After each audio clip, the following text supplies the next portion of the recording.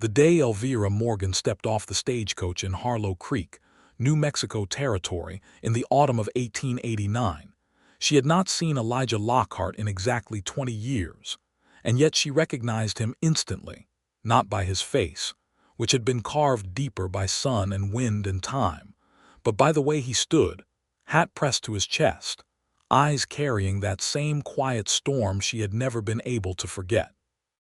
Elvira was 38 years old, and she had lived a life that could fill 3 novels and still leave chapters unwritten. She had married a man in St. Louis who was charming at supper and cold as iron by midnight. She had buried that man 4 years ago when a fever swept through the city and took him in a week.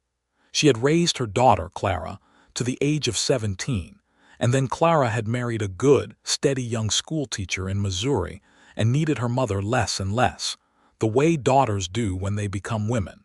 And so Elvira had written a letter to a name she had carried in the back of her chest like a smooth river stone for 2 decades.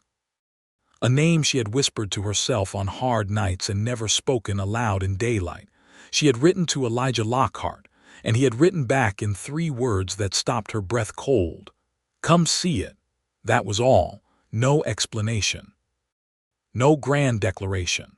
Just 3 words that somehow contained everything that needed to be said, because they both understood what it meant, and they both understood what coming to see it would mean, and neither of them had been brave enough yet to say the rest out loud. So here she was. The New Mexico air smelled of cedar and dry earth and something wild and clean that St. Louis had never once managed.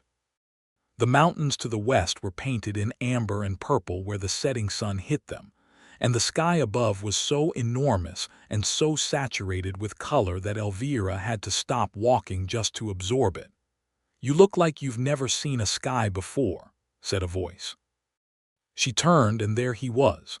Elijah Lockhart, 59 years old that October, tall and broad-shouldered though the years had added a slight stoop to that frame, with a silver-streaked beard and deep-set brown eyes that had not changed 1 single degree in warmth. He was wearing a worn canvas jacket, dark trousers, and boots that had seen 1,000 miles of hard country. His hat, a wide-brimmed dark felt thing, was pressed to his chest in both hands. "I haven't," Elvira said honestly. "Not one like this." He nodded, like that answer satisfied him more than any elaborate greeting could have. "How was the journey?" "Long."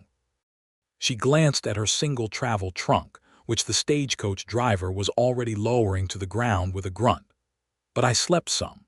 The driver was kind enough to let me ride up top for part of the afternoon, and the land coming through was beautiful."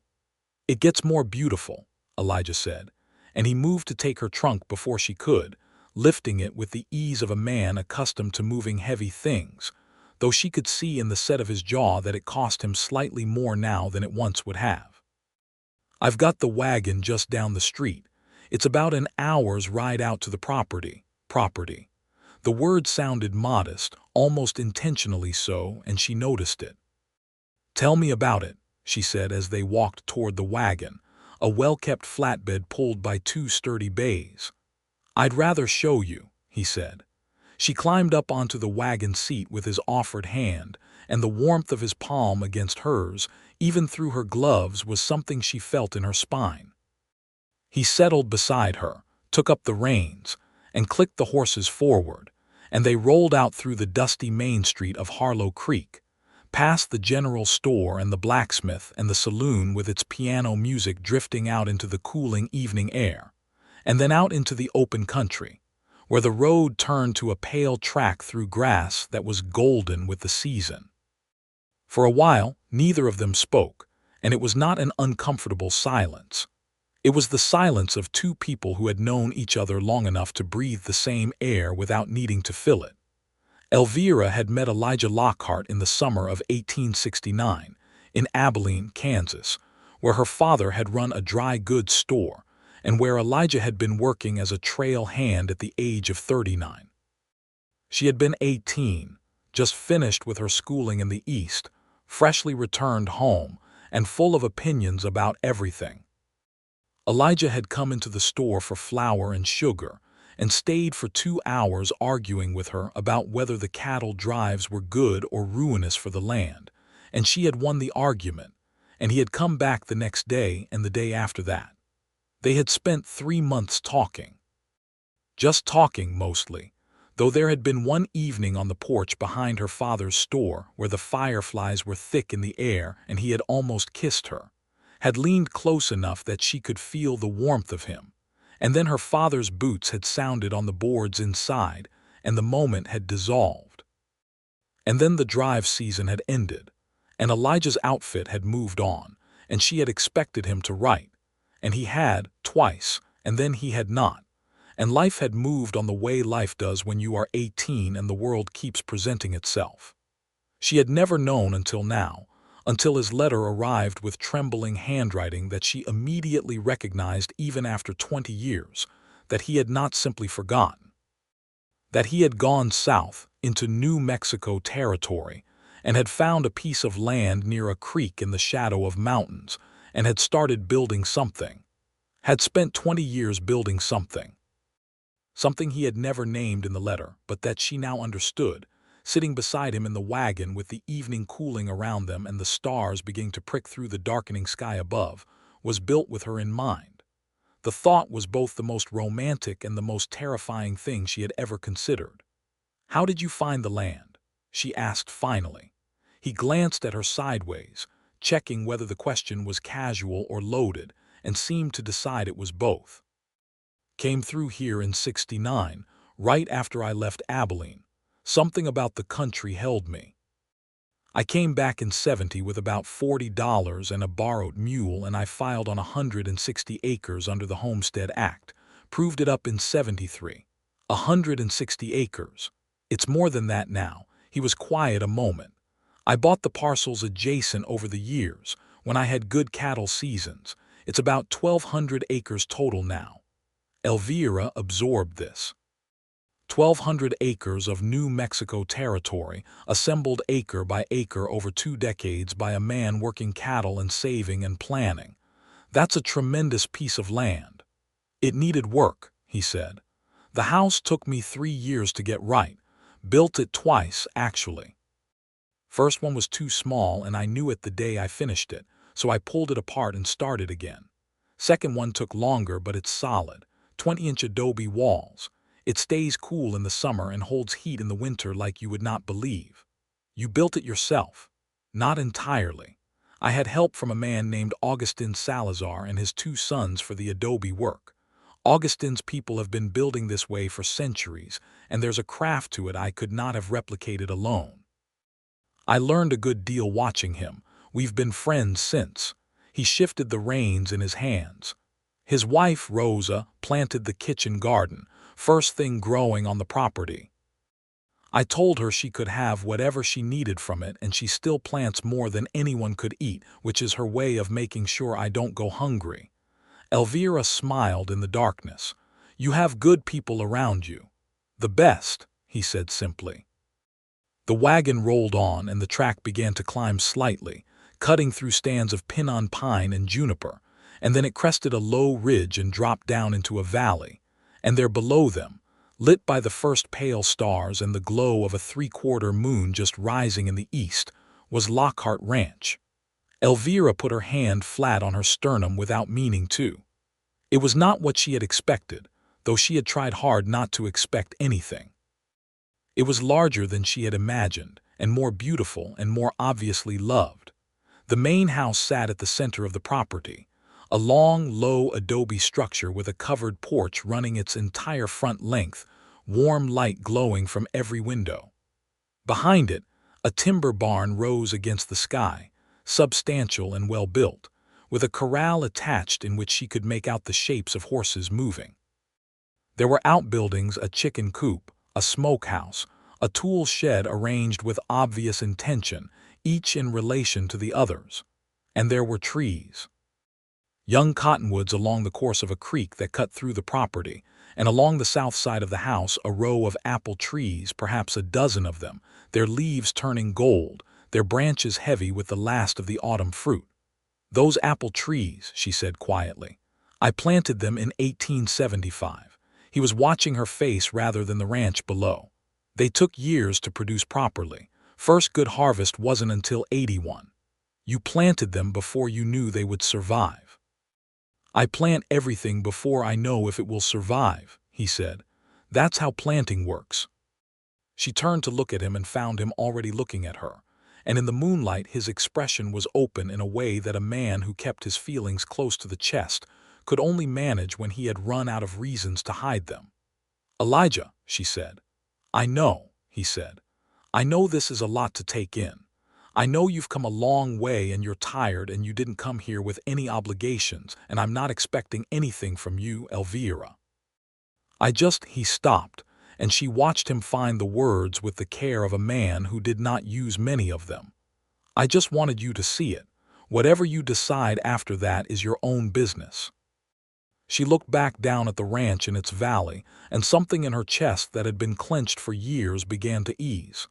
Drive us down, she said. He did. The Salazars had been by earlier in the day, she would later learn, because when Elijah opened the front door of the adobe house, the fire in the hearth was already laid and burning low. There was a pot of stew keeping warm on the cast iron stove, a fresh-baked loaf of bread wrapped in cloth on the kitchen table, and a vase of dried wildflowers on the windowsill. The house smelled of pine smoke and cooked beans and something clean like scrubbed stone. Elvira stood in the main room and turned slowly, taking all of it in. The ceiling was timber-beamed, low and warm. The floors were tile, deep terracotta, worn smooth in the paths between rooms.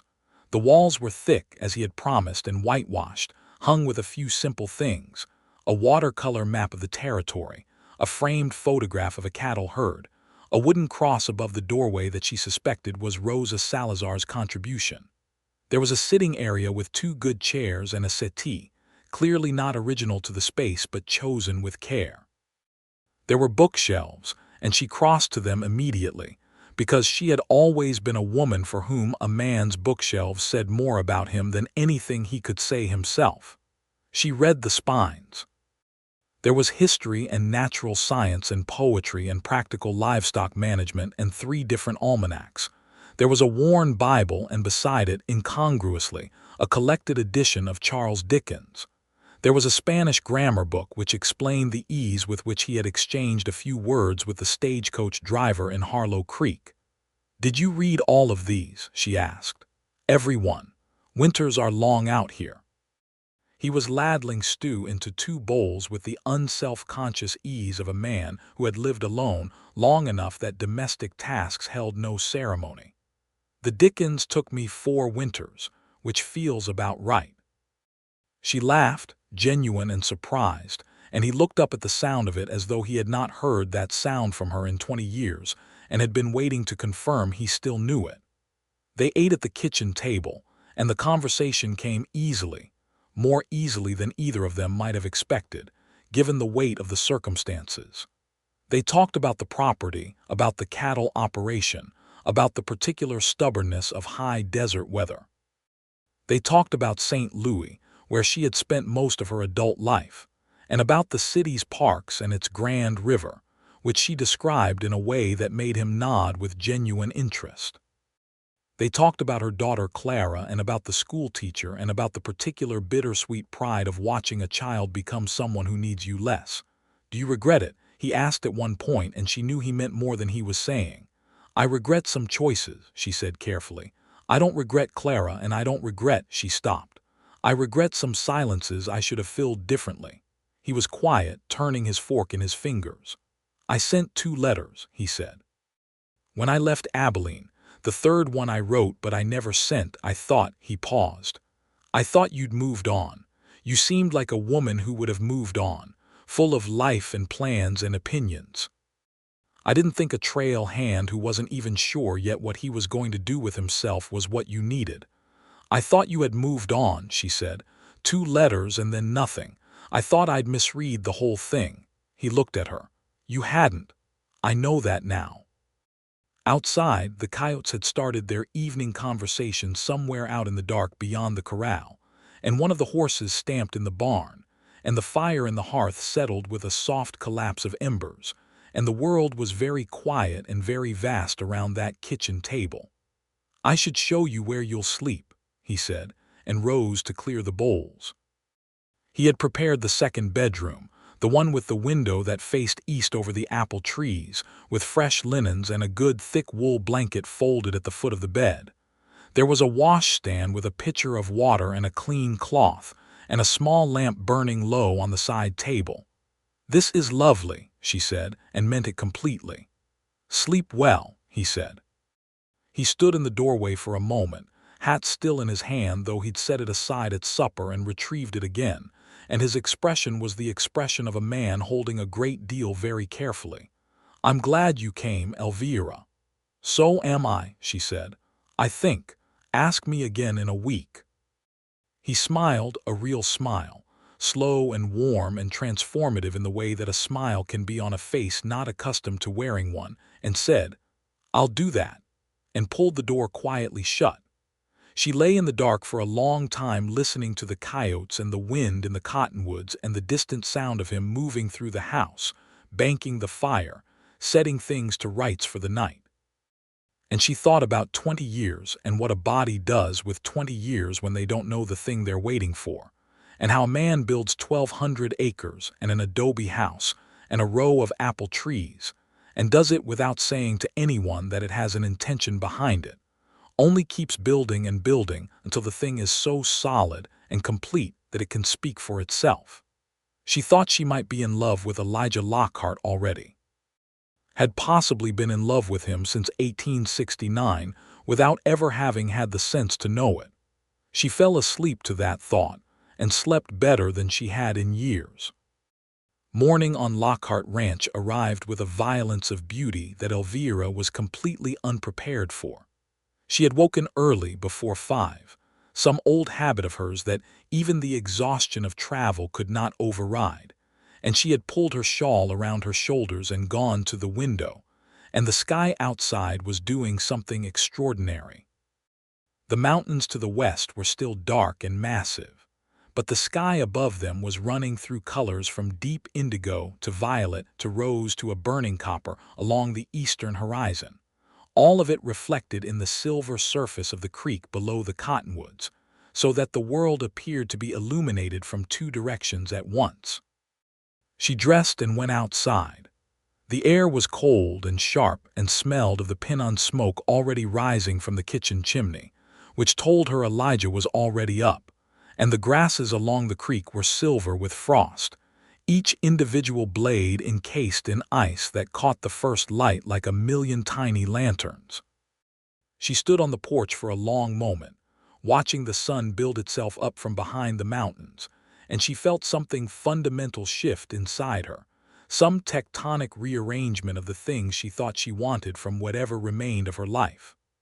"Coffee," said Elijah's voice from behind her, and she turned to find him standing in the doorway with 2 tin mugs.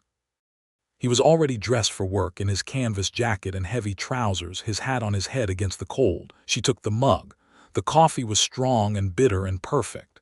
"You get up early," she said. "Always have. The cattle don't sleep in." He came to stand beside her at the porch railing, and they watched the sun clear the mountain peaks together. "My ranch hand, Tomás, will be here by 6. Young man, 19, works hard. His mother sells eggs in Harlo Creek. I'll introduce you." "How many people work the ranch?" "Just Tomás full-time now. I hire seasonal help for roundup and branding, usually 3 or 4 men. The Salazar boys come by for fence work sometimes. We've got about 400 head of cattle on the range right now, which is manageable for a small operation." She looked at him. A 1,200-acre, 400-head operation is not generally described as small. By some standards it is. There are outfits down on the Jornada del Muerto that run 10,000 head. He sipped his coffee. "I was never interested in that scale. I wanted something I could manage well rather than something I could only manage badly." She appreciated that. She appreciated it enormously. Tomás arrived at 6, as promised, riding a compact sorrel mare and touching the brim of his hat respectfully when Elijah introduced Elvira. He was a broad-shouldered young man with a serious face and quick, intelligent eyes, and he addressed her as Miss Morgan, with a gravity that suggested Elijah had mentioned she was coming. The morning that followed was unlike any morning Elvira had experienced in her adult life. She had grown up partly frontier, but St. Louis had smoothed those edges over the years, and she had forgotten the particular rhythm of a working ranch. The way the day's labor begins immediately and carries its own momentum. She walked with Elijah as he checked on the horses, mucked the nearest stall with brisk efficiency that surprised her, examined a section of fence on the creek's south bank that Tamaz had flagged as needing replacement. She asked questions, and he answered them, and she noticed that he answered them as though they were equal participants in the assessment rather than as though he were showing off or explaining to someone who couldn't be expected to understand. He simply spoke to her the way he had always spoken to her, as though she were his intellectual match, which was the thing that had struck her about him in 1869, and which she had never encountered quite to that degree in anyone else since. Mid-morning, Augustin Salazar rode over from the neighboring property with his eldest son, Miguel, now a grown man of perhaps 30, to look at a section of the south pasture fence. Augustin was in his late 60s, dark and weathered, with a magnificent white mustache and the kind of ease in his body that comes from a lifetime of physical work done correctly. He greeted Elijah with the ease of genuine long friendship, and greeted Elvira with a formal courtesy that nevertheless conveyed genuine warmth. "Elijah said you were coming," Augustin said, his English carrying the cadence of someone who had learned it well but lived primarily in Spanish. "We are glad you are here. My wife will want to have you for supper before the week is out. She will not take no."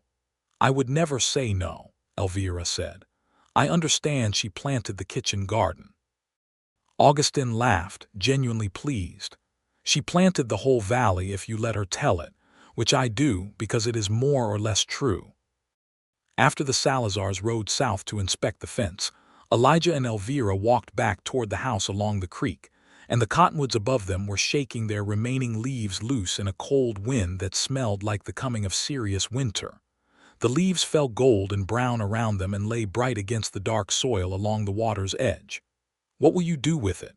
Elvira asked suddenly. He looked at her. "The ranch," she clarified, though she suspected they were both aware she meant more than that.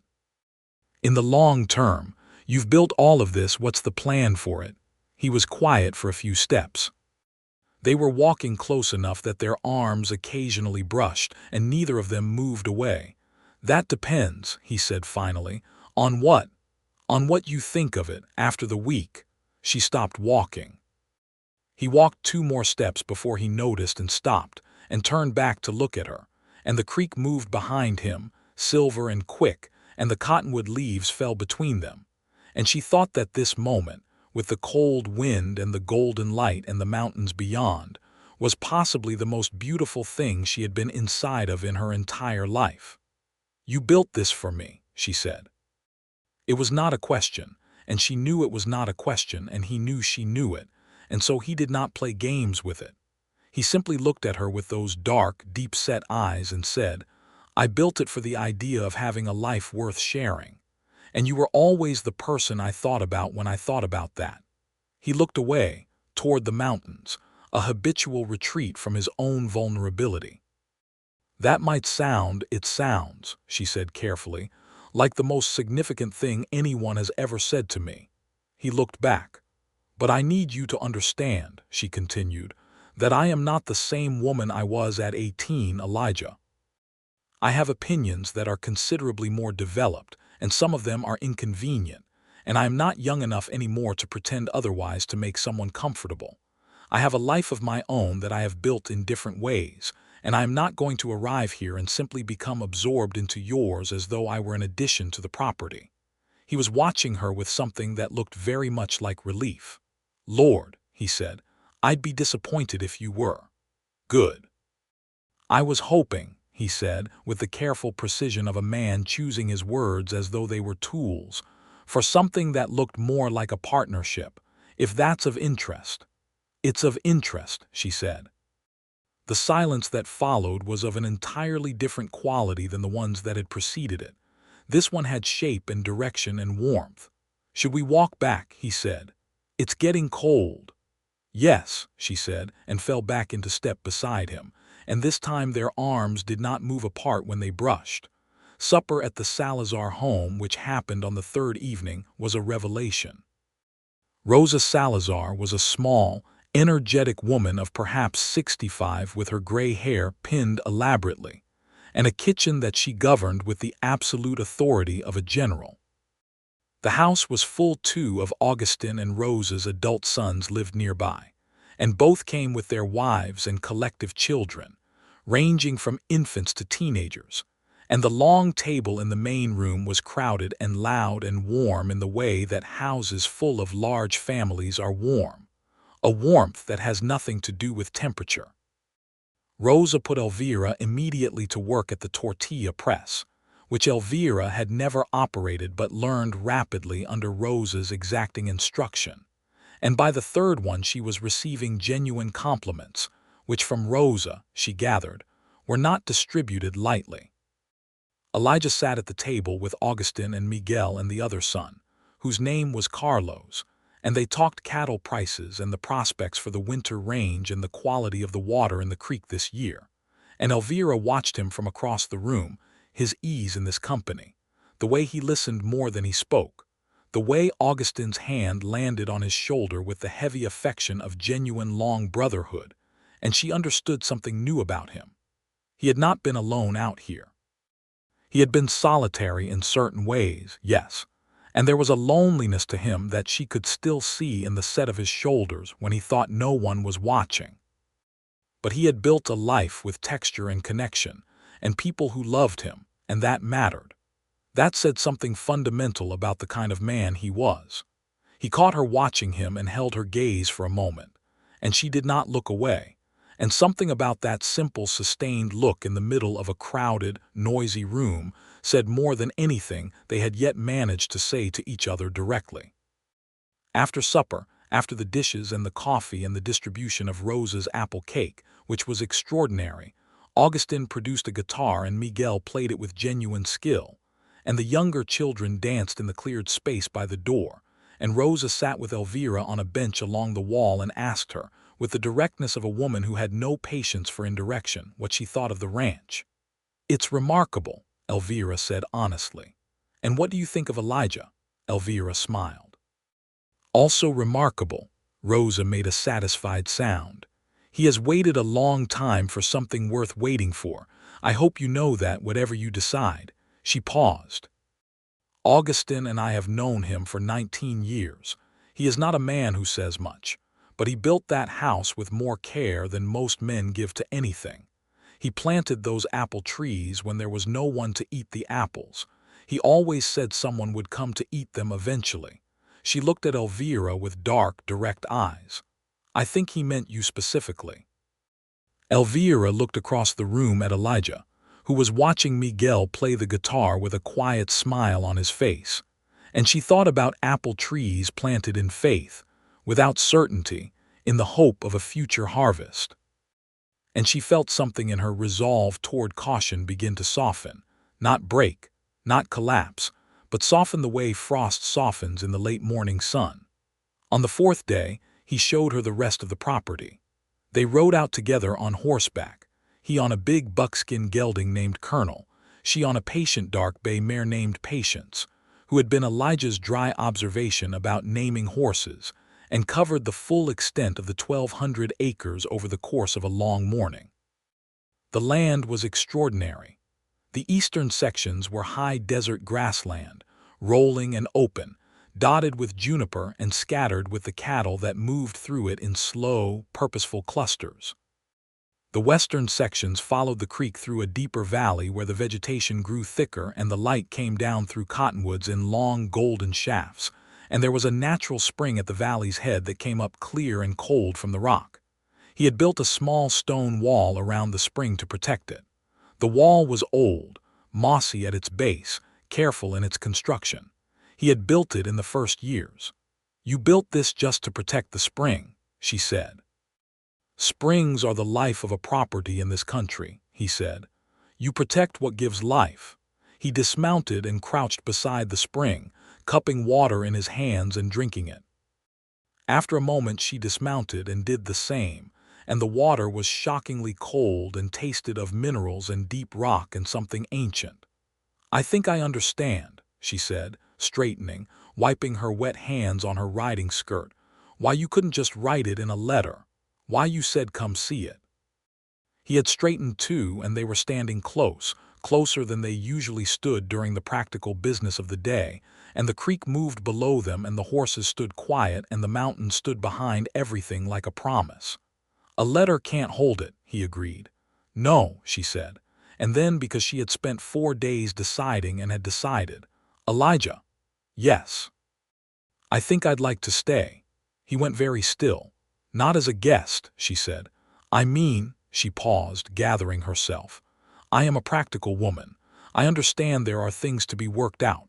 I am not saying any of this the way a young girl would say it. I'm 38 years old and you're 59 and we've both lived lives and we are not naive people. But I think I would like to make this, all of this." She made a gesture that encompassed the spring and the horses and the valley and the distant mountains.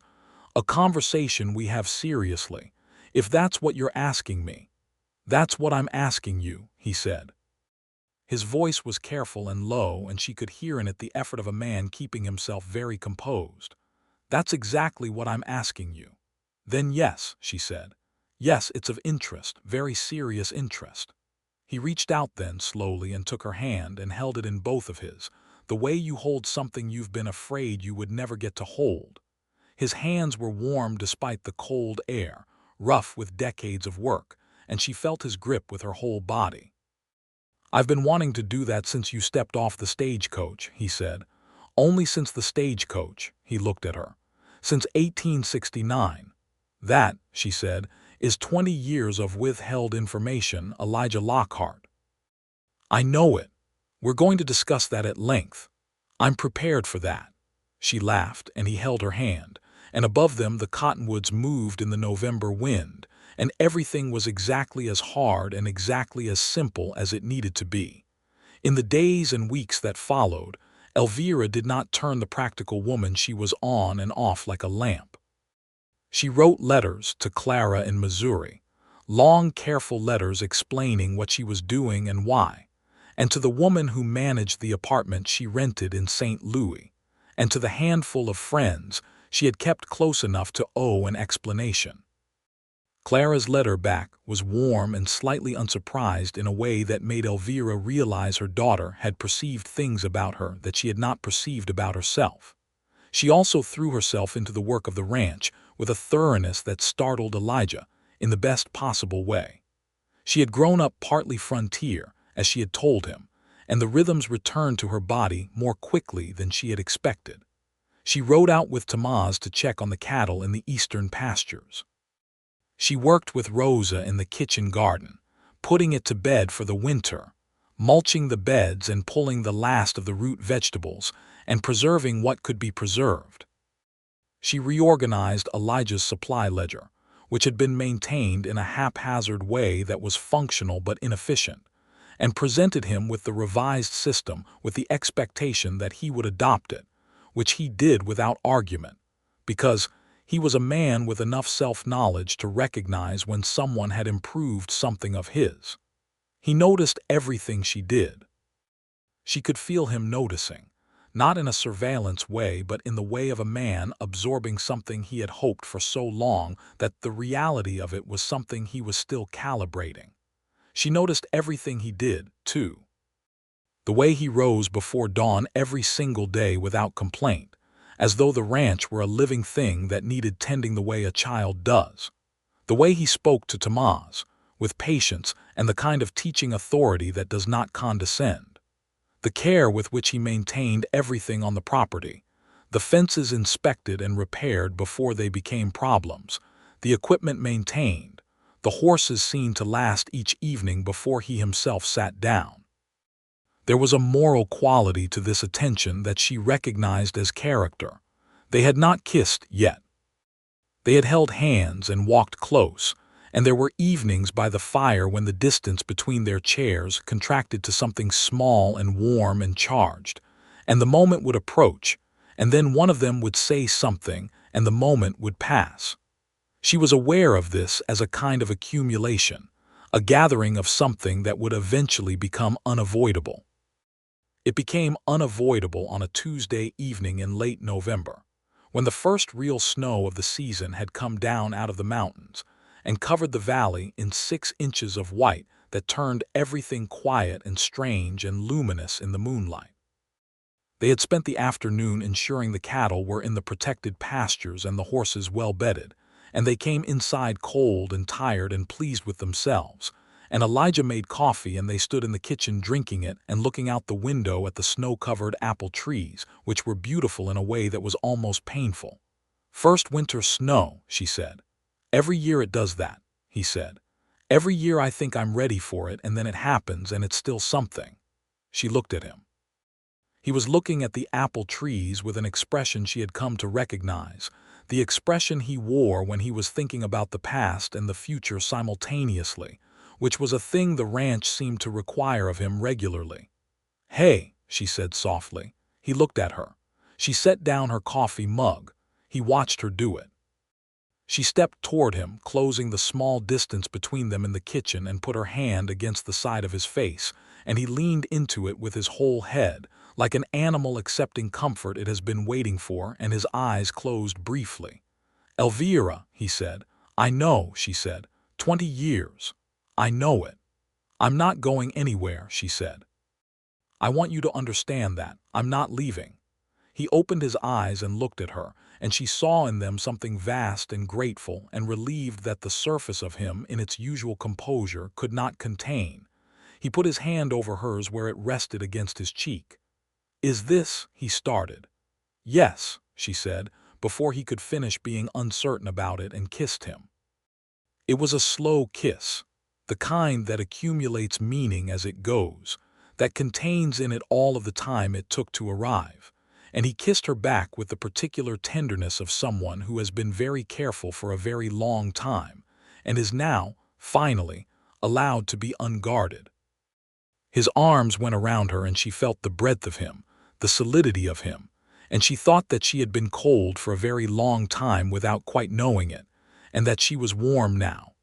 When they separated, the snow was still falling outside, soft and steady, and the apple trees were white-laden, and neither of them felt the need to say anything at all for a long while, because some things are complete without words, and this was one of them. December arrived in earnest, with temperatures that dropped hard at night and days that were cold and clear and brilliantly blue.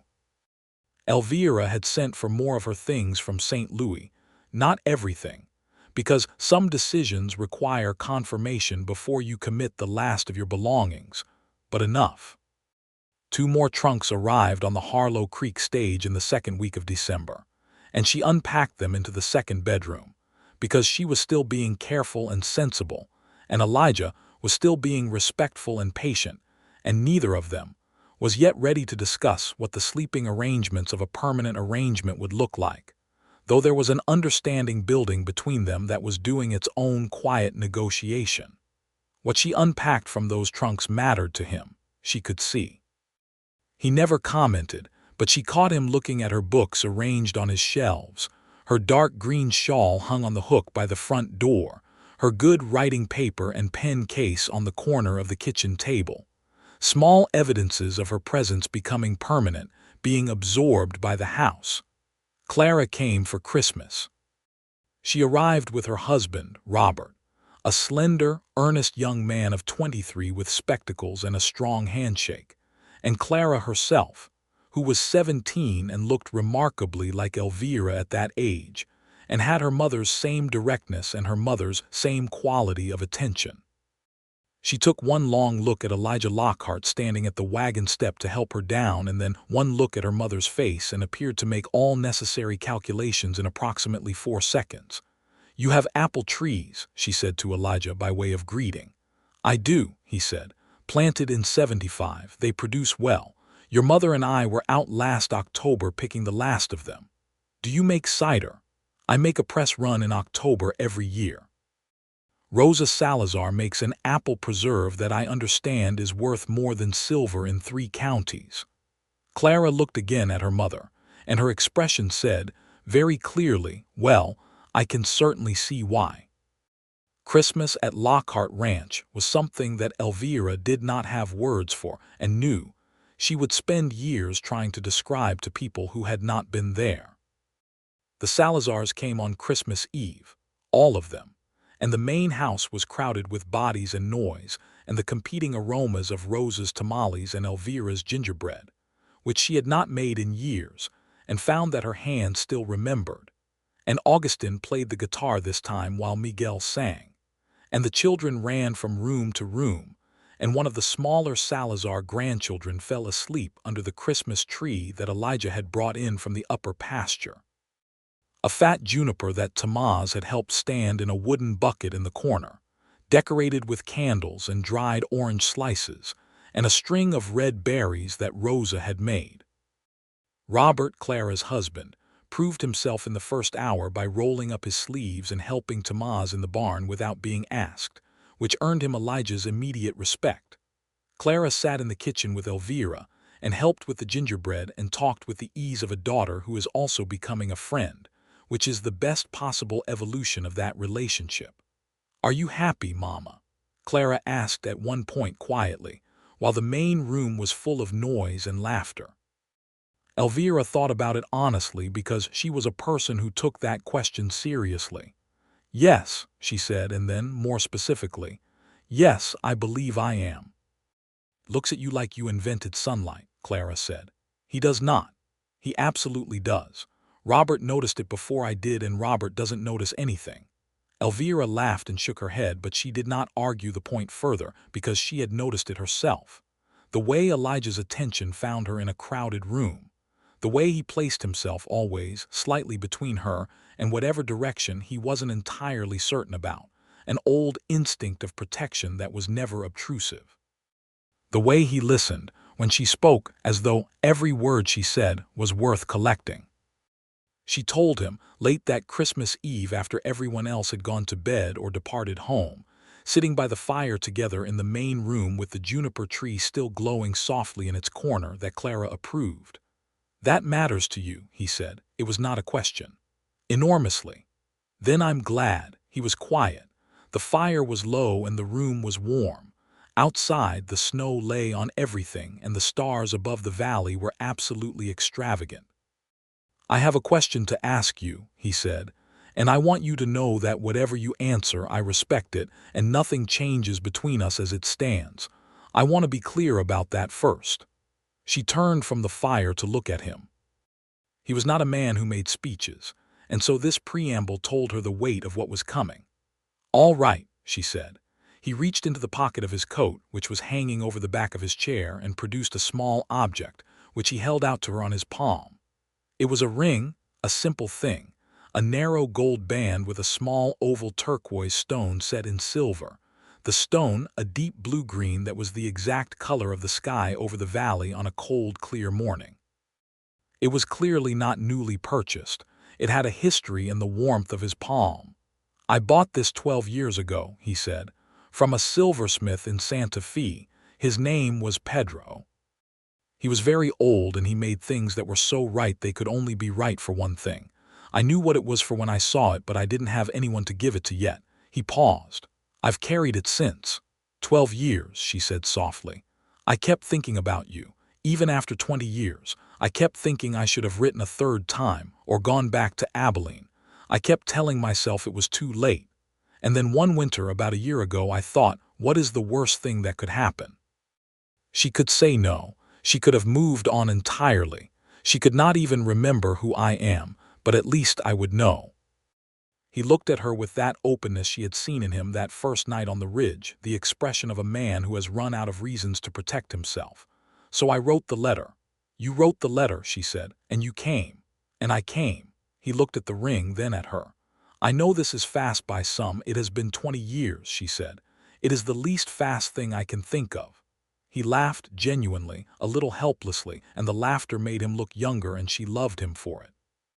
"Will you marry me, Elvira Morgan?" he said. She looked at the turquoise ring on his palm, blue-green as the morning sky, bought 12 years ago in faith before he knew if it would ever be needed, the way you plant apple trees before you know if they will survive. She thought about everything she had come to see, and everything she had found beyond what she came to see. She thought about 20 years and 2 letters and a third letter that was never sent and 1 letter that finally was, and a stagecoach in autumn, and a hand held in the dark beside a spring, and a kiss in a kitchen while snow fell on apple trees. "Yes," she said. "Elijah, yes." He slid the ring onto her finger, and it fit as though it had always known where it belonged. And she leaned forward and kissed him again while the fire burned low, and the turquoise stone caught the light, and the Christmas tree stood in its corner glowing with small, steady warmth. They were married in February of 1890 in Harlo Creek by the circuit judge whose name was Horace Whitfield, a spare man of 70 who had married a great number of couples in his years on the bench, and who seemed genuinely pleased rather than merely officiated when this particular couple stood before him. The ceremony was held in the Salazar home, which was larger than any other private space in the area, and it was full. The Salazars in their entirety. Tomás and his mother, who had brought eggs and a cake of extraordinary beauty, 3 tiers with pressed flowers along the edges. Several Harlo Creek families who had been Elijah's neighbors for years and who clearly held him in real regard, which was evident in the warmth with which they embraced him before and after. Clara and Robert, who had ridden back out from their home in Missouri specifically for the occasion. Clara with a new bloom in her cheeks that made Elvira look at her daughter with narrowed maternal attention and receive a small, private smile in return that confirmed the bloom was not merely health. Elvira wore a dark blue dress that had been her best dress in St. Louis, which Rosa had helped her alter slightly for the occasion, adding a small lace collar that Rosa produced from somewhere in the depths of her household, as though she had been saving it specifically for this moment.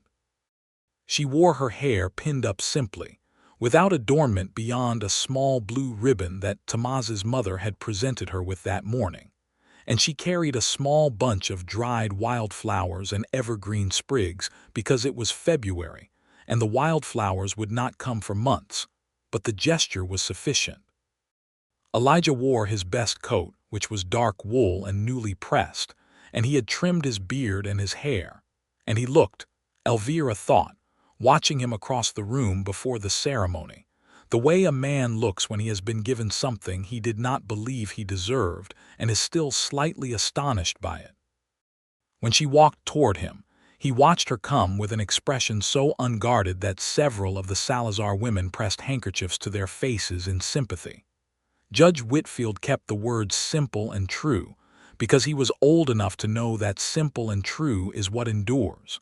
When he asked if they took each other, they both said yes with the full weight of what that word meant.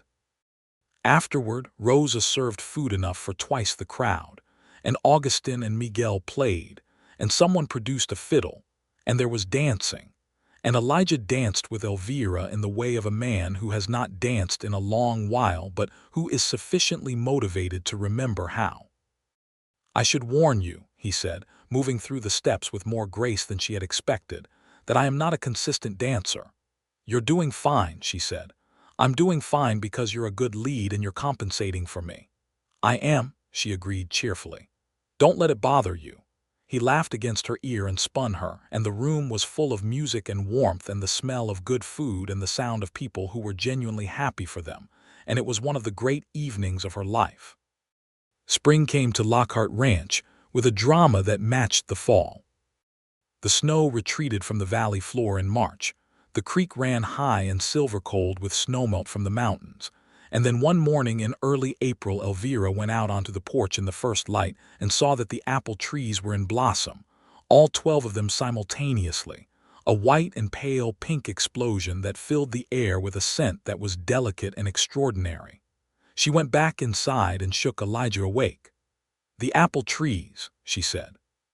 He was up immediately, which told her this was an annual ritual he observed with some ceremony, and they stood together on the porch in their coats in the cold morning air and looked at the 12 blossoming trees and the bees already working the flowers even in the chill, and the mountains behind it all still wearing snow at their peaks, and the light coming up gold and clear over everything.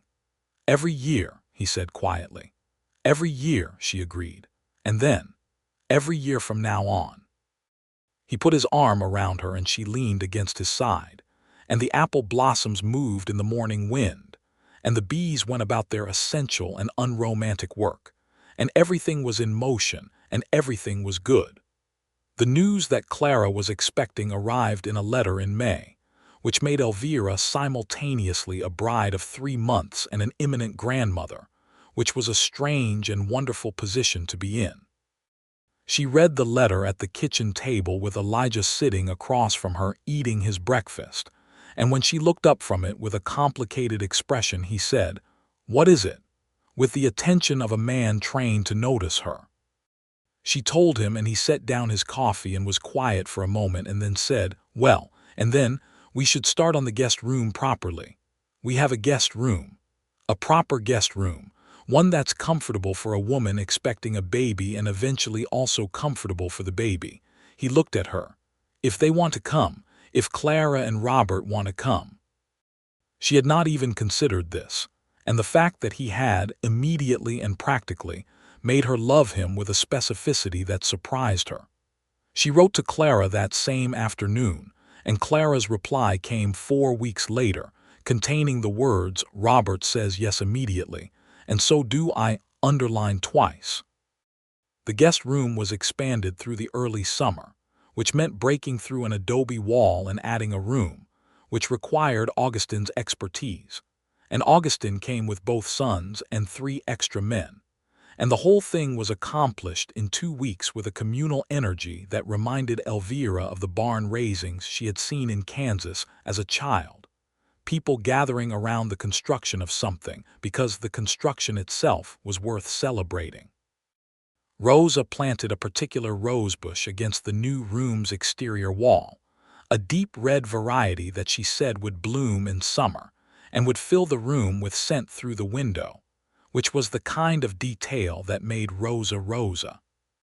The summer of 1890 settled into Lockhart Ranch with heat and work, and a quality of happiness that Elvira did not take for granted for a single day, because she was old enough to know that happiness on this scale is not a permanent condition, but a gift that must be received with attention. She rode with Elijah in the mornings before the heat built, and she managed the household accounts and the supply ledger, and she had begun, at Elijah's request, teaching a kind of informal reading and writing class to Tamaz 3 afternoons a week, because Tamaz was 20 now and quick-minded, and had had minimal schooling and was hungry for what he lacked. And Elvira had been a teacher before St. Louis, and found it came back to her like writing came back to her. Tamaz was an excellent student, earnest and disciplined, and within a few months was reading simple texts with growing fluency. He was also, she noticed, occasionally making excuses to ride by the general store in Harlo Creek on days when the storekeeper's daughter, a young woman named Adela, was likely to be helping her father. Adela was 19 and pretty and clearly not unaware of Tamaz, and Elvira observed this developing situation with the pleasure of someone who had recently been on the other side of such a situation and could not begrudge anyone the experience. She mentioned it to Elijah one evening, who looked unsurprised. "He's been riding that road extra twice a week since April," Elijah said. "Should we say something to him?" "I thought I'd tell him the storekeeper's fence needs mending and offer to help him with it. That way he has a reason." "That," Elvira said, "is very kind. It's what Augustine did for me once years ago," Elijah said. "Found me a reason to be somewhere I needed to be." She looked at him. "Where did you need to be?" He met her eyes and smiled, slow and warm. "Nowhere that panned out at the time, but the principle was sound." She threw a dish towel at him, which he caught. Roundup came in September, and with it, the seasonal hands that swelled the ranch's working population to 7 men for 3 weeks, and the property had a different energy, louder and more driven, and Elvira found herself in the center of it in ways she had not anticipated. She was not idle in that period. She cooked for the extra men alongside Rosa, who came every day, and she managed the supply situation with the efficiency she had brought to the ledger. And she rode alongside Elijah on 2 of the roundup days, which the seasonal hands seemed uncertain about initially and accepting of by the second day when they observed that she could ride. One of the seasonal hands, a man named Garrett, made a comment on the second morning about women and range work that was not respectful and was loud enough to be heard. Elijah was on the far side of the cattle and didn't hear it. Tamaz heard it and went red in the face and looked at Elvira to see what she would do. What she did was look at Garrett with a calm directness that was, by all available evidence, more unsettling than anger would have been, and say, in a level voice, "Mr. Garrett, I manage this property's accounts, its supply, and a portion of its training operations, in addition to what you see me doing this morning. If that arrangement does not suit you, Mr. Lockhart will find a replacement for your contract with no difficulty. Is that something you need to consider?" Garrett did not need to consider it. He looked at the ground and said no ma'am and was exemplary in his conduct for the remaining 2 weeks. Tamaz told Elijah about it that evening, because Tamaz was 19 and thought this was a story that needed telling.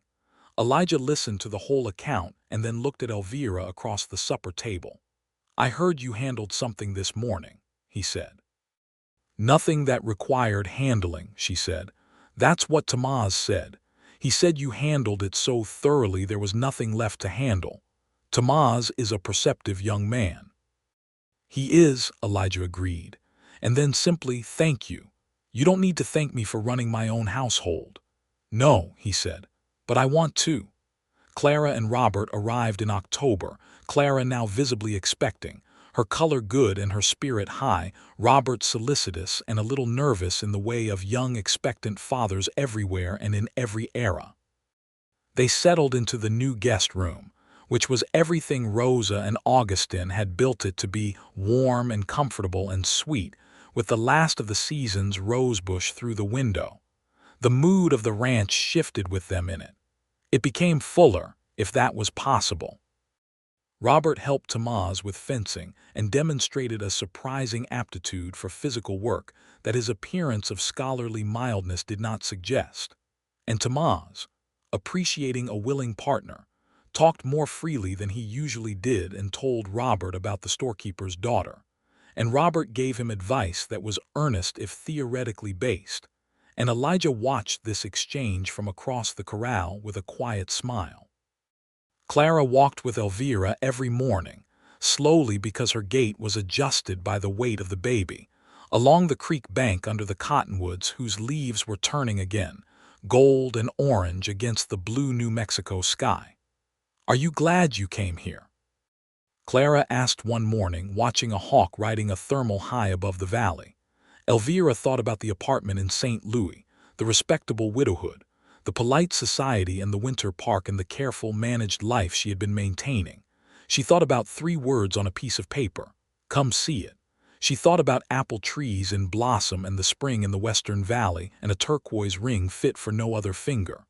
"I am the most glad," she said, "that I have ever been about any decision." Clara leaned against her shoulder briefly, which was their old gesture from when Clara was small and Elvira was carrying so much, and it still meant everything it had ever meant. On a clear, cold morning in early November of 1890, Clara's labor began, and it was not easy. These things are rarely easy, and there is no honesty in pretending otherwise. But it was managed with Rose's considerable experience, and a midwife from Harlo Creek named Dolers who had delivered half the children in the territory, and who moved through the guest room with the authority of someone who had seen everything and feared nothing. Elijah took Robert outside and kept him occupied with fence inspection, which was the oldest and most effective management strategy for nervous expectant fathers, and Tamaz contrived to be in the barn. In the late afternoon, with the sun going orange behind the mountains and the apple trees casting long shadows across the grass, Clara's son arrived. 7 pounds of furious, healthy, red-faced boy who announced himself with a vocal authority that brought Robert from the corral at a dead run. Elvira held him first, before anyone else except his mother, because she was there and because she was the grandmother, and she looked at this new person who was not yet a person in the full sense but was already entirely himself. And something happened in her chest that she had forgotten was possible, the specific opening that comes with a new generation. She carried him to the window where the last light was still on the mountains, and she said quietly, "Welcome to Lockhart Ranch. It was built for you too, whether anyone knew it at the time." They named him James Elijah, which made his namesake, when informed, become very interested in the condition of his boots and take a moment to regain his composure. The winter of 1890 into 1891 was the best winter of Elvira's life, which she had not anticipated and which she accepted with both hands. The ranch with James Elijah in it was different from the ranch before him, louder and more immediate and more purposeful in ways that were hard to articulate. Elijah held the baby with the large, careful hands of a man unused to small things, and was clearly and completely absorbed by him. And James Elijah, who showed early signs of having inherited something of his great namesake's temperament, regarded the world with a solemn attention that made everyone who held him feel seen. Clara and Robert stayed through February. Robert had arranged with his school district to have a substitute for the full term, which spoke to how seriously he had taken Elvira's invitation. By the time they left, in the first thaw of March, Robert had mended every fence on the south pasture and learned to sit a horse with reasonable confidence, and had developed what appeared to be a genuine friendship with Tamaz, which Elvira thought would only grow given that Tamaz had prospects now that required the kind of character reference a well-regarded schoolteacher might provide. Because Tamaz had asked, with enormous formality and visible terror, for the storekeeper's permission to court Adela, which the storekeeper, a man named Hector Vega who was known to be particular about his daughter, had granted, after a conversation that Tamaz described afterward to Elijah with the traumatized expression of a man who had survived something. Elijah listened to every word and then told Tamaz he'd done well, and meant it.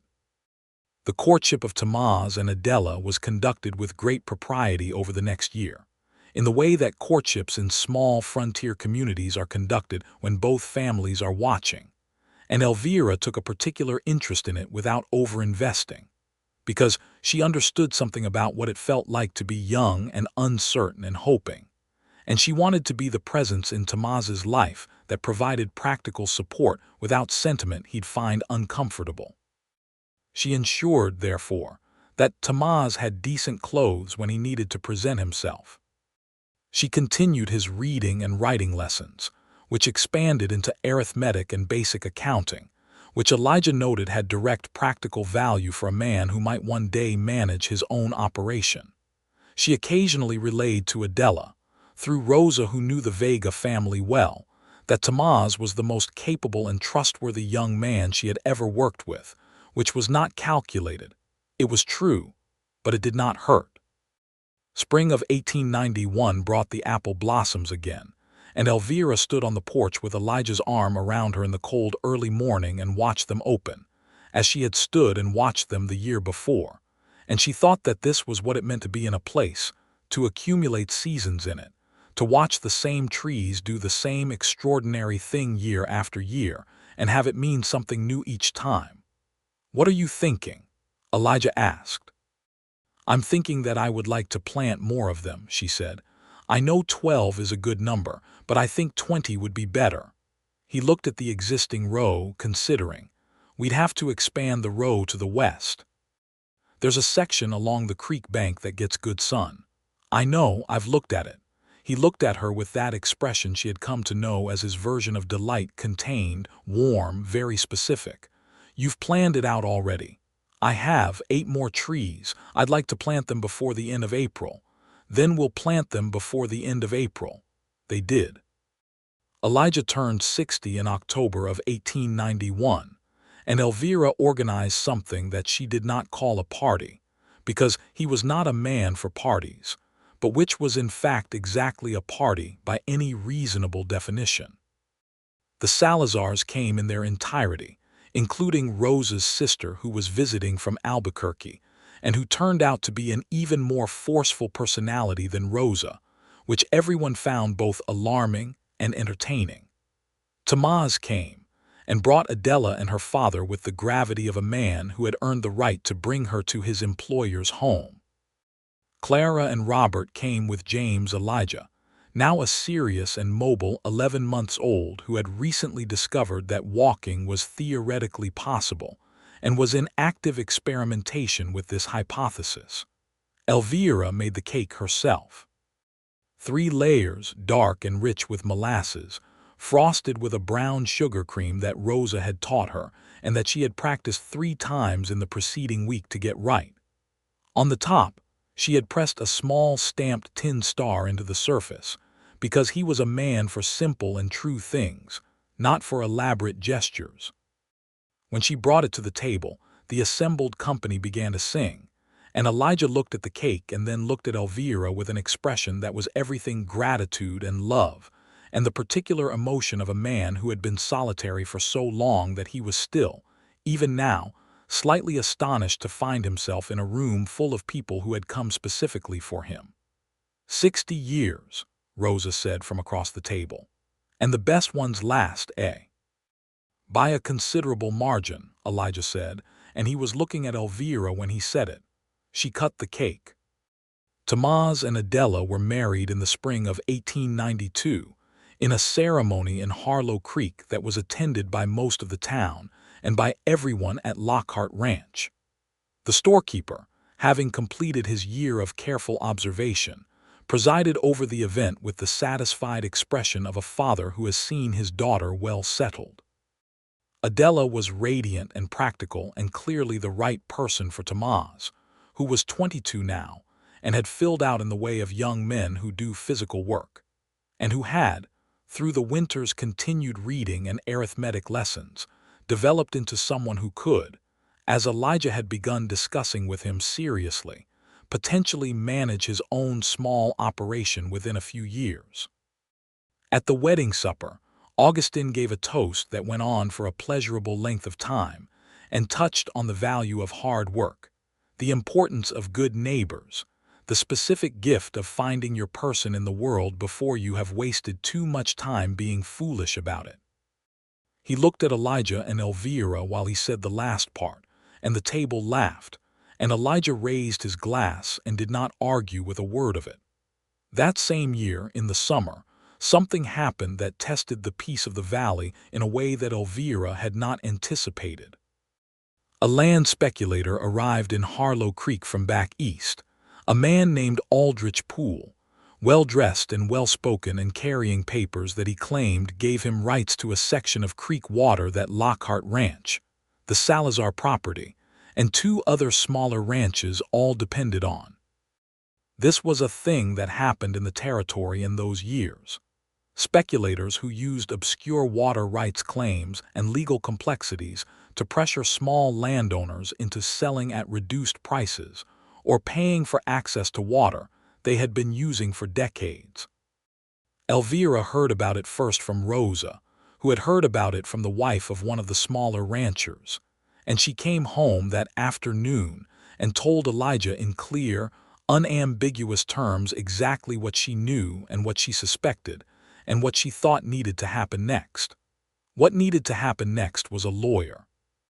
Elvira had known several lawyers in St. Louis, and she wrote 2 letters that same evening, one to a legal firm in Santa Fe that she had researched in Harlo Creek's General Store's 2-year-old territorial directory, and one to a friend in St. Louis who knew a man who specialized in land rights.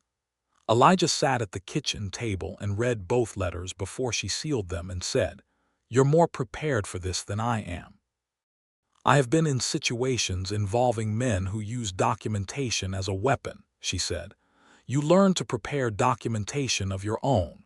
She was right to prepare. The Santa Fe lawyer, a man named Vasquez, arrived 3 weeks later and examined all of the original land grants and water rights documentation for the properties involved, and found, with the methodical satisfaction of a man who liked to be right, that Poole's claim was based on a misinterpretation of an 1872 territorial water ordinance that had been superseded by an 1879 act. The claim had no standing. Poole left Harlo Creek within the week, and Elijah had the look of a man who had watched something that had impressed him. "How did you know to write to Vasquez specifically?" he asked. "His name was in the directory under land rights.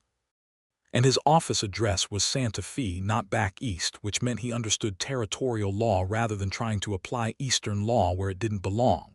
You thought of all of that in an evening." "I thought of it quickly because I was angry," she said. "Anger is useful if you point it in the right direction." He looked at her for a long moment. "Elvira," he said, "I want you to know that this ranch is as much yours as it is mine, not as a courtesy, as a matter of record. I've had the deed amended to reflect that." She had not known this. She was quiet for a moment. "When did you do that?" she said. "February, after we married, seemed right." She went to him and put both her arms around him, which she did not always do in the plain light of day in the kitchen, because they were both private people, and he held her for a moment with his cheek against her hair. "You continue to surprise me," she said. "Good," he said. "I intend to keep that up."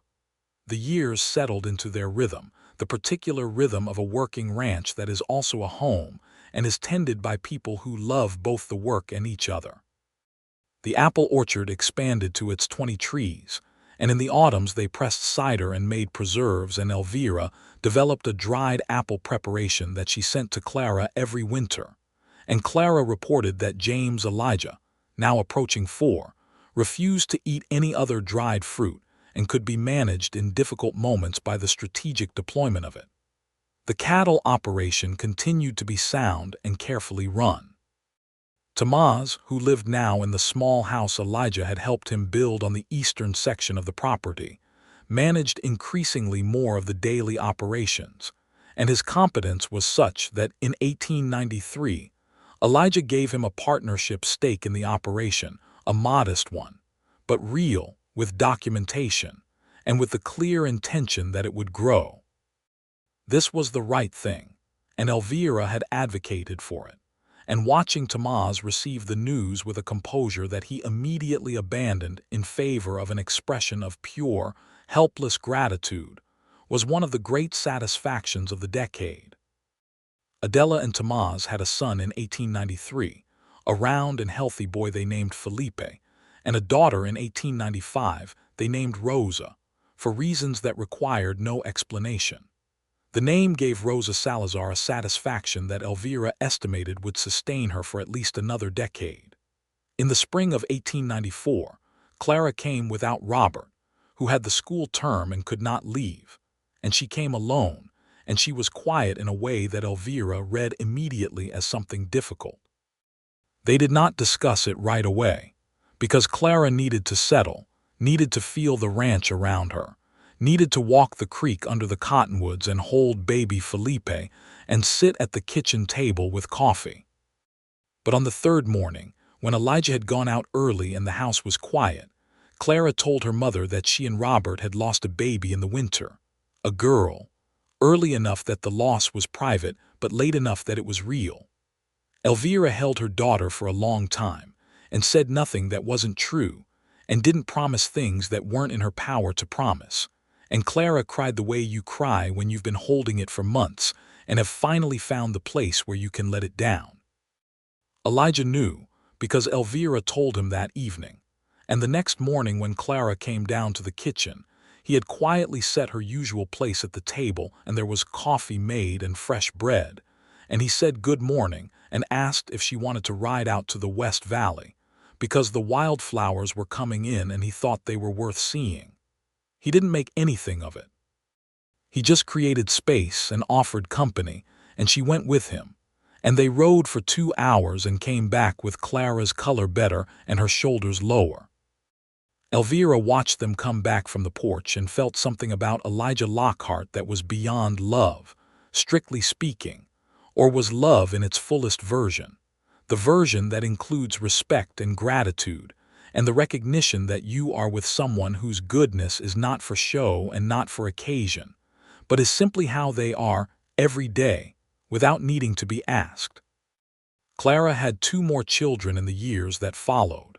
A second son in 1896, named William, and a daughter in 1898, named Elvira, for reasons that required no explanation, and that made the elder Elvira press her hand to her face and require a moment in the other room, which Clara pretended not to notice with the loving tact of a good daughter. The last years of the century unfolded at Lockhart Ranch like the seasons they were, each one with its own character, its own specific gifts, its own ordinary extraordinary moments. Elijah's hair went from silver-streaked to fully white, and his beard with it, and he moved a little more carefully at 65 and 66. And Elvira watched this with attention and without alarm because he was healthy and strong, and the slowness was not diminishment but simply the adjustment of a man who had been physically very capable for a long time and was now being careful with what he had. He rode every day. He managed every day. He sat with Augustine in the evenings when Augustine came over, and they talked about the things old friends talk about, the things that don't need to be resolved but just need to be said to someone who has known you long enough to understand them. One evening in October of 1899, the last October of the century, Elijah and Elvira sat on the porch after supper and watched the apple trees in the late light. The 20 trees were in their full autumn dress, leaves orange and gold, the fruit all picked and pressed and preserved, the branches resting with the satisfied look of trees that have done their work for the year. "I've been thinking," Elijah said. She waited. "I planted the first 12 trees in 75, he said, 24 years ago.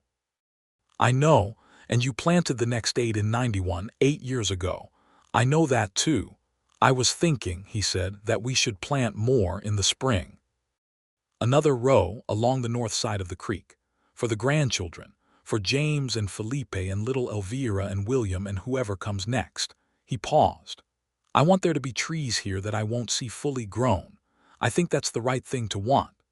She looked at him in the October light, his white hair and his broad shoulders and his quiet, careful face, and she thought about 20 years and a letter and 3 words and a stagecoach in autumn, and everything that had grown from that. Everything planted in faith, everything that had taken years to bear fruit and had borne it extravagantly. "How many?" she said. 12 more, I think. 1 for each year we didn't have together. And 1 for each year we've had." She counted. They had had 10 years together. "That's 22, she said. "So 30 years of trees, more or less." He took her hand the way he had been taking her hand for 10 years, with the same quality of gratitude he had never lost. "What do you think?" She looked at the valley, at the creek silver in the fading light, at the mountains standing their permanent watch at the valley's edge. She thought about the spring in the West Valley, the stone wall built around it in the first years. She thought about adobe walls 20 inches thick, built to hold heat and cold. She thought about a turquoise ring bought 12 years before it found its finger. She thought about all the ways a man can say "I love you" without using those words. All the ways a woman can say "I love you" by getting on a stagecoach and going to see what someone built for her. "I think," she said, "that we should plant 30, 10 for each decade they'll outlive us. And I think we should start the first ones in April as soon as the ground is ready, so James can help plant them when Clara brings the children in the spring." He looked at her. 30 trees. "You said 12 for the years we missed and 10 for the years we've had. I'm adding 8 more for the years we've still got coming." He was quiet, and she could see in his face everything the words did to him. "All the years in it, all the faith required. 8 more years at minimum," he said finally. "That's your position. That's my position, and I'm known for underestimating."